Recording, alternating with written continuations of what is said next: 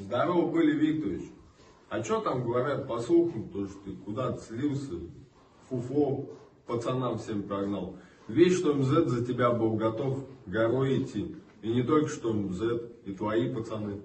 А ты куда-то срулил. Нас тут командиры уже, как-то гнобят, гасят.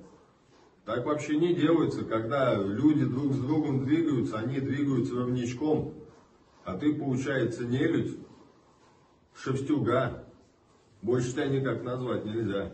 Если это не так, то покажись свое мужицкое. Мы в тебе уверены.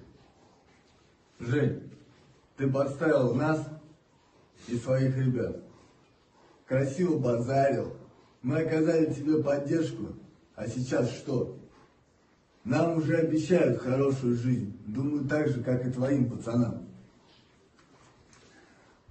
Поверь, хорошие люди этого просто так не оставят.